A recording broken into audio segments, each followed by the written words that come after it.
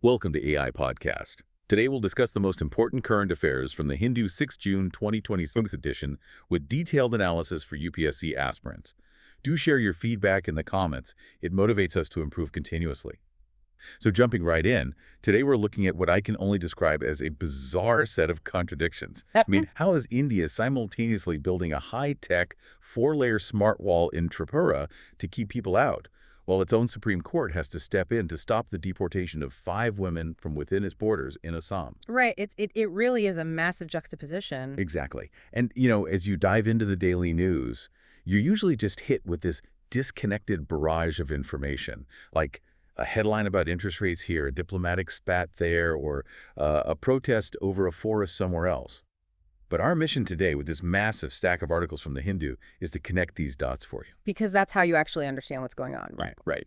We're going to map out the underlying structures, the mechanisms driving India's macroeconomic strategy, the geopolitical autonomy trap it finds itself in, the friction at its borders, the clash between the Forest Rights Act and massive infrastructure, all the way to a truly historic public health breakthrough. Yeah, because when you look at these sources not as, isolated events, but as gears in a single machine, a very clear picture emerges. You see a nation actively and sometimes painfully stress testing its own constitutional and structural limits.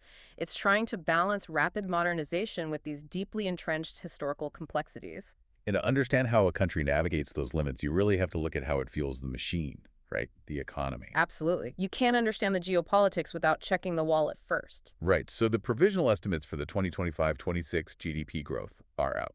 And the headline number is a robust 7.7%, up from 7.1% the previous year. Which is incredibly strong. It is. But what stands out to me isn't just the top-line growth, it's the composition of it. Manufacturing is booming at a 10.7% growth rate, and gross fixed capital formation, GFCS, is sitting at 8.2%.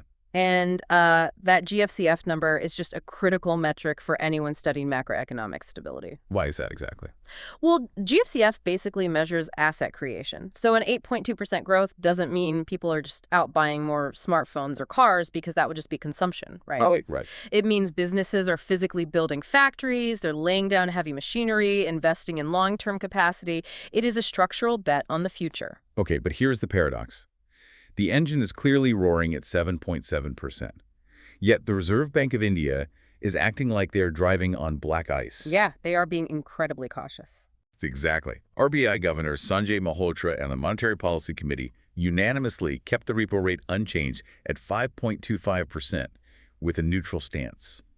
And looking ahead to the 2026-27 financial year, they're actually projecting a much slower GDP growth of 6.6% and a CPI inflation rate of 5.1%. Right. Okay, let's unpack this. It's like driving a car where the engine is purring perfectly at 7.7% growth, but the driver, the RBI, is keeping a foot hovering over the brake because they see storm clouds like El Nino and the West Asia conflict on the horizon. If the economy is expanding, why keep the foot hovering over the brake? Well, it really comes down to the mechanics of a supply shock versus a demand shock. Governor Malhotra is looking squarely at the deteriorating global environment. Like the West Asia conflict? Yes, specifically elevated energy prices and disrupted shipping lanes stemming from that conflict. So if the RBI were to lower the repo rate now, borrowing becomes cheaper, right? Sure, people get cheaper loans. Right. Businesses and consumers take out more loans, which stimulates domestic demand. But if global supply chains are constrained, say, by shipping issues, you suddenly have a surge of domestic money chasing a limited supply of goods. Oh, which just drives prices up. Exactly. That is the mechanical recipe for runaway inflation. So they're holding the line because they're trying to preemptively absorb a global supply shock without letting domestic prices explode. Makes sense. But if you are listening to this and wondering how the government is supposed to keep funding all that massive infrastructure development if the domestic economy is bracing for a slowdown, the answer is foreign capital. Right. They need outside money. Big time. The government has just abolished the 12.5% long-term capital gains, or LTCG, tax on foreign institutional investments and government bonds, effective April 1st, 2026. Furthermore, they've expanded the fully accessible route, the FAR, to include 15, 30, and 40-year government securities. And we really have to unpack how the FAR actually operates here. Traditionally, foreign investment in Indian sovereign debt was subject to strict caps and really heavy taxation. Right, they didn't just let anyone buy in without friction. Exactly. But the FAR essentially removes those gates for specific securities. So a 40-year government bond means the Indian state is securing fixed funding until the year 2066. Wow. 2066? Yeah. But foreign pension funds and institutional investors, they despise tax friction.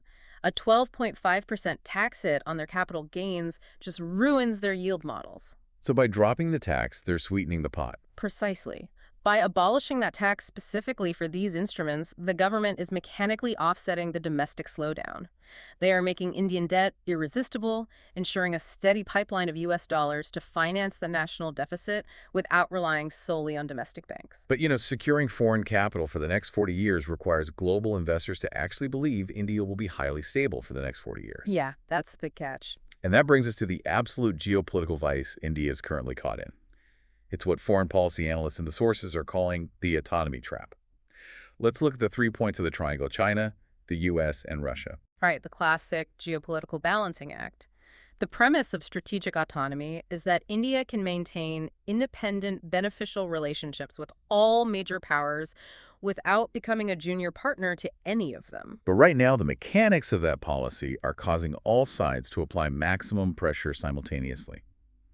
Let's start with China. Okay. Chinese Ambassador Xu Feihong recently stated that relations have moved to a new level of development and the border is generally stable. Which sounds positive on the surface. On the surface, yes. Yeah. But he also admitted a serious deficit of trust, specifically noting that nearly 50 government-to-government dialogue mechanisms are entirely stalled. Right. And China's physical border pressure naturally forces India to look for a counterbalance. Which usually means leaning on the United States and the Quad Alliance, right? Exactly. The logic dictates that Chinese aggression pushes New Delhi toward Washington. Here's where it gets really interesting, though. Washington is currently operating on an aggressive America First doctrine. President Trump has slapped 50% tariffs on Indian exports, and Secretary of State Marco Rubio's recent visit to New Delhi totally failed to mend fences. Yeah, it didn't go well at all. Not at all. In fact, foreign policy think tanks report a massive trust deficit because the U.S. is actively deprioritizing the Quad, praising Pakistan's role in the Middle East, and gaslighting New Delhi over a disputed $500 billion product commitment. So if the U.S. is punishing India with tariffs and neglecting the Quad, doesn't that naturally force India to lean harder into the no-limits Russian partnership? Are we seeing Washington accidentally push New Delhi toward Moscow? That is exactly what's happening. The U.S. is applying massive economic and diplomatic pressure right when India needs leverage against China. This creates a massive strategic vacuum. And Russia steps right into that vacuum. Oh, absolutely. President Putin publicly praised India as a reliable partner, called out the Western pressure on PM Modi, and dropped a total bombshell. He offered joint development of the fifth-generation Su-57 stealth aircraft with no restrictions whatsoever. Wait, no restrictions? That's huge. It is huge. To understand the weight of that offer, you have to look at how defense procurement actually works. When the U.S. sells military hardware, it comes loaded with end-user monitoring agreements and restricted source codes. So they sell you the plane, but they keep the keys to the software. Exactly. They retain the software sovereignty. Russia offering the Su-57 with no restrictions means full technology transfer. It is a calculated move to permanently cement the Moscow-New Delhi axis precisely when Washington is alienating India. So the autonomy trap is tightening. Yeah. Washington's attempt to bully India economically is inadvertently handing Russia a massive strategic victory in the Indo-Pacific. Man, that's wild. But, if external autonomy is this complicated to manage, internal autonomy like defining and defending the physical and legal borders of the state is proving to be just as volatile. Oh, without a doubt. Down in Tripura, Home Minister Amit Shah unveiled plans for a smart border mechanism. It's a high-tech, 4-layer security system utilizing sensors and surveillance to combat human trafficking, fake currency, and smuggling. It's an absolute rigid technological barrier. It is the ultimate expression of state security. Right. But technology can only enforce the laws it is programmed with. The messy reality of citizenship cannot always be solved by a censor. Which is exactly what happened in Assam on the very same day. The Supreme Court ordered a status quo, halting the deportation of 5 women who had been declared foreigners by the local foreigners tribunal. That contrast is just incredible. Right. So what does this all mean for the concept of the Indian border? We are building high-tech 4-layer smart walls in Tripura, But the Supreme Court's intervention in Assam shows that deciding who belongs inside those walls is incredibly messy. And that friction between state power and constitutional rights extends directly into internal security laws, too. You're talking about the UAPA charges. Yeah. A Delhi court has just ordered the framing of charges under the Unlawful Activities Prevention Act, or UAPA, against 25 members of the banned Popular Front of India, the PFI. Right. And just to be clear on what's in the sources, the prosecution alleges a Vision 2047 conspiracy, claiming the accused were engaging in terror financing and arms training to overthrow the secular government and establish Islamic rule by 2047. Yes. And for a UPSC aspirant analyzing this, you really have to look at the structural mechanics of the UAPA. Because it's not like normal criminal law. Not at all. Standard criminal law operates on the principle of innocent until proven guilty, and generally bail is the rule while jail is the exception. Right. The UAPA fundamentally alters that legal baseline. Under certain sections of the UAPA, if the court believes the accusations are prima facie true based on the police diary, bail is essentially denied. The burden shifts heavily onto the accused. Okay, so just to report purely on the legal proceedings without taking a side, the sources note that the defense fiercely contested the framing of these charges. They did. They argued that expressing a desire for an Islamic nation should be viewed as an ideological stance, drawing a direct comparison to the RSS advocating for a Hindu Rashtra. They argue it is a political ideology, not an inherent terror conspiracy. Right, but the court ultimately found sufficient prima facie evidence of terror financing to go ahead and frame the charges. So what we're witnessing across Tripura, Assam, and the Delhi courts is the Indian state actively defining its limits. Like, how much power does the state actually need to secure the idea of India, and at what point does that power infringe on constitutional due process? Exactly. And that underlying question, who gets to decide the future of the land and the people on it, is the exact same friction driving the conflict between massive infrastructure development and environmental preservation. Which leads us perfectly into the Great Nicobar project. Yeah, this is a massive point of contention. The government is pushing this mega infrastructure project involving a transshipment hub, an airport, and a tourist township. The official justification is that it is a crucial, non-negotiable strategic and defense necessity for the Indo-Pacific. But obviously there is heavy pushback. Right, again, just pulling from the sources impartially. Leader of the opposition Rahul Gandhi recently released a video calling that justification a lie. He claims the project is designed to benefit the Adani Group, arguing that if the Navy merely needed expansion, they could simply expand the existing INS Bayas naval base. And he also points out the environmental cost. Yeah, that the project threatens ancient rainforests, coral reefs, and violates the Forest Rights Act, the FRA. The Forest Rights Act is a critical piece of legislation here. It's designed to recognize the historical, symbiotic rights of forest-dwelling communities. When a strategic defense imperative clashes with the FRA, it creates a foundational constitutional dilemma. And compounding this, the administration has introduced draft rules to mandate formal elections for the Nicobarese tribal councils.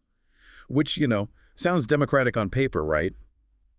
Elections are generally seen as good. On paper, yes. Right. But indigenous leaders and anthropologists are terrified. Why is that? Because for generations, these councils have operated on a traditional, intuitive system of consensus governance.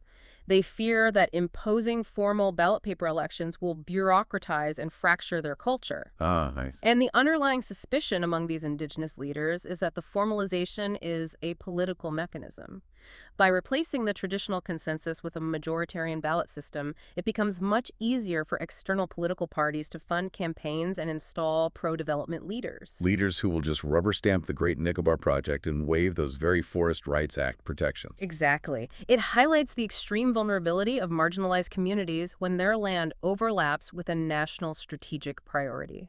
But the paradox here is that back on the mainland, the government is heavily pushing a green agenda that is entirely dependent on massive infrastructure. Oh, the EV push. Yeah. The PM eDrive scheme earmarked 2,000 crore rupees to expand electric vehicle charging infrastructure. Companies have set up 1,700 battery swapping stations across 23 cities. Yet, the ratio of electric vehicles to public chargers is currently a staggering 235 to 1. which is just completely unsustainable. Throwing 2,000 crore at the problem doesn't solve the underlying mechanical friction. Right. The government is shifting its focus from just adding stations to combating range anxiety, meaning ensuring the stations actually work when you pull up to them. But they are hitting a wall of municipal chaos. Like what kind of chaos? Well, you can have the central funds, but if the local city grid cannot handle the load of a fast charger, or if state zoning laws block the installation, the infrastructure just stalls. So it's institutional friction at every level. It feels like a massive contradiction. On one hand, we are pouring thousands of crores into EV infrastructure to save the environment on the mainland, while simultaneously proposing to bulldoze ancient rainforests and disrupt indigenous tribal governance for a transshipment hub in Great Nicobar. Are we destroying nature to build a green future? It is the defining paradox of modern state building. I mean, development is rarely linear. It is a constant, messy negotiation over which environment is preserved and which is sacrificed for capital growth. That's a sobering thought. But, strategic hubs, massive GDP growth, and geopolitical maneuvers mean absolutely nothing without the literal physical health of the population operating the machinery. That is very true. And our sources detail a breakthrough that is arguably more impactful than any defense deal we've discussed today. The Indian Council of Medical Research, the ICMR, has released the findings of the Prevent TB trial. This is huge. It is. This targets tuberculosis, a disease that continues to kill more people globally than COVID-19 did at its peak. What stands out to you about this? Well, the numbers from this homegrown trial are just vital. They tested 2 indigenous vaccines, VPM-1009 and Imuvac. VPM-1002 demonstrated a 50.4% efficacy against extrapulmonary TB, or EPTB. Wow. And a 64.6% efficacy against all forms of TB in children aged 6 to 14. Imuvac showed over 60% efficacy against EPTB in kids aged 6 to 10. For over a century, we've essentially been using the exact same TB vaccine, the BCG vaccine. Think of the BCG vaccine like putting a massive heavy padlock on the front door of your house. The lungs. It does a decent job protecting against pulmonary TB. Right. But extrapulmonary TB, EPTB, is the thief that sneaks in through the basement windows. It bypasses the lungs and attacks the lymph nodes, the spine, the brain, and the abdomen. It's notoriously difficult to diagnose, meaning people suffer debilitating pain for years before getting treatment. Yeah, it's brutal. To see a homegrown trial finally crack the code on extrapulmonary TB, the invisible killer, feels like a moon landing for public health. This new trial is the first time we've actually wired the whole house to detect that thief. It is amazing, but we also must ground this enthusiasm with epidemiological pragmatism. An efficacy rate of 50% or 60% does not make this a magic bullet that eradicates TB tomorrow. Okay, fair. But you have to look at the mechanism of deployment. These are single-dose vaccines. In a country of India's immense scale and varied geography, logistical simplicity is far more critical than achieving 100% efficacy in a lab. Right, because if you have a 2-shot vaccine, half the population misses the second appointment. Exactly.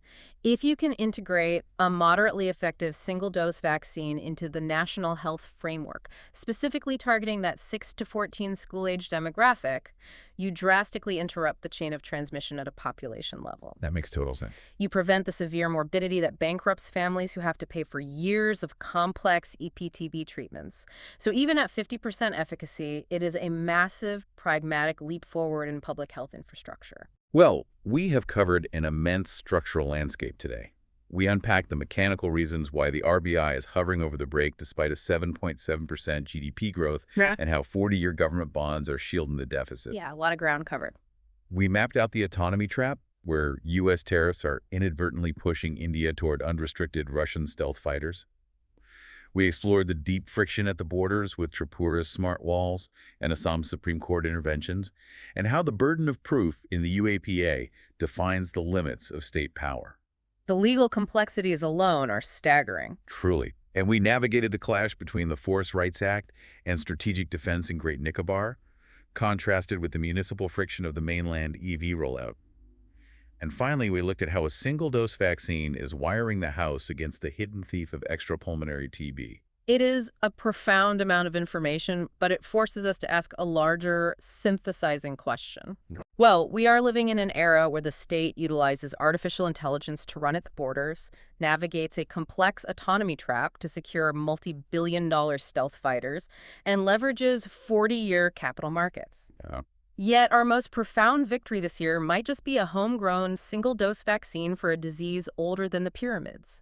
As India races toward its Vision 2047, will the defining metric of its superpower status be the raw strength of its gross fixed capital formation and military hardware, or the basic health, dignity, and constitutional rights of its most vulnerable citizens? That is the structural tension you have to keep in mind as you analyze every new policy. Thank you for joining us on this deep dive into the mechanisms shaping our world. Keep questioning the headlines, keep looking for the underlying causality, and we'll catch you next time as we continue to map out this beautifully complex picture.